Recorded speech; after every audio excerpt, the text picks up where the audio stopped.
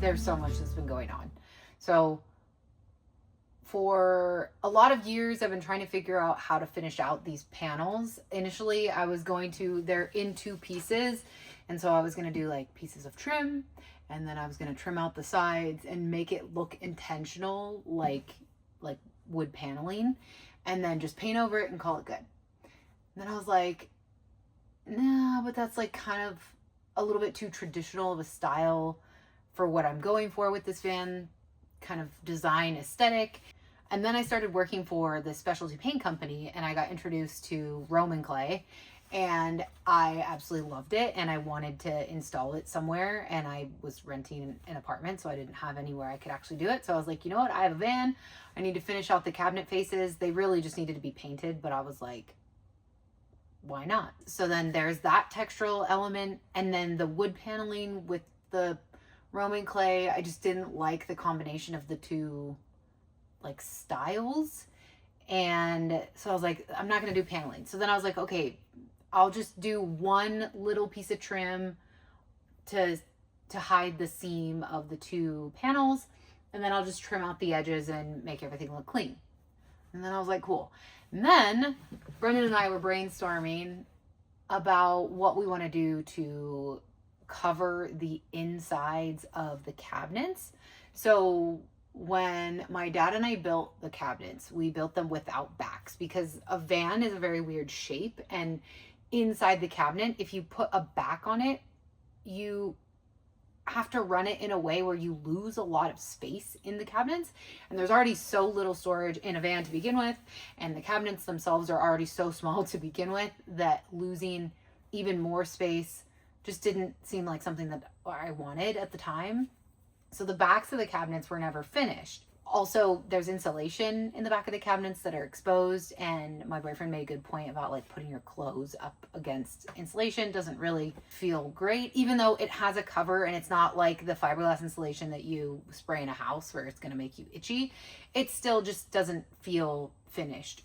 So he was like, what if we do fabric in the back of the cabinet? Something that we could maybe do like snaps on. That way it could be removed if we ever need to access the channels behind it, but that was kind of flexible where we could still push our clothes back as far as possible without losing that extra space.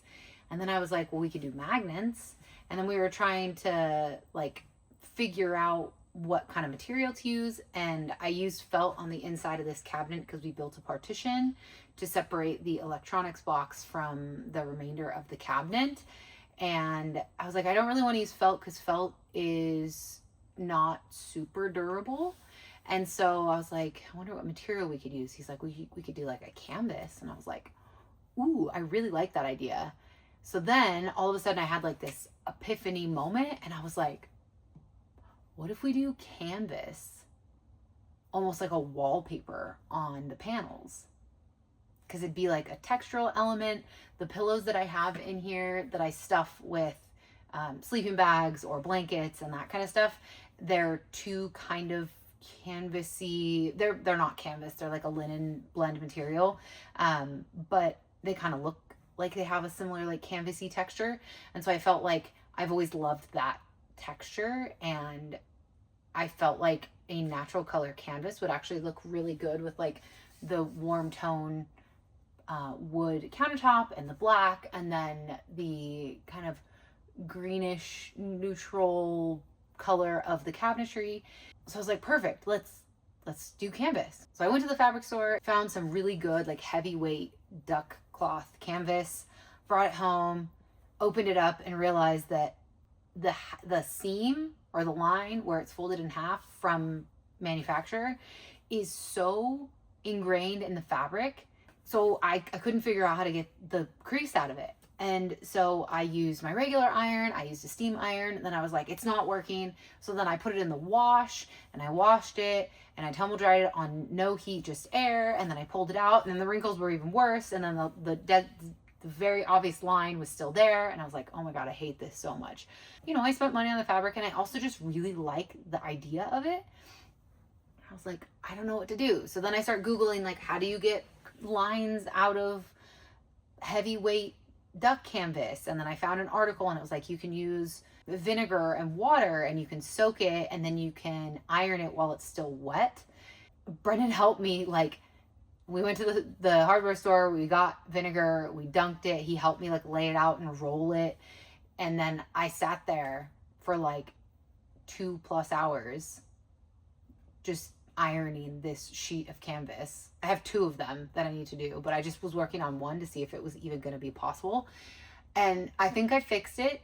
I also think that the line is still apparent, but now that I've washed it, now that it's gone through all these different processes of washing and trying to steam and doing all these things, it actually has like some variation in the textures throughout the whole sheet of material. And so I actually think it might look kind of cool. So I'm still going to send it because I spent like an hour trying to tape off this whole area because I'm going to spray 90 it and then attach the fabric using spray 90. Which also could be a terrible idea because the spray 90 could saturate through the canvas material and then we'll have to rip it off and start over. So could be a bit of a shit show, but you know what? I'm going to try it because why not?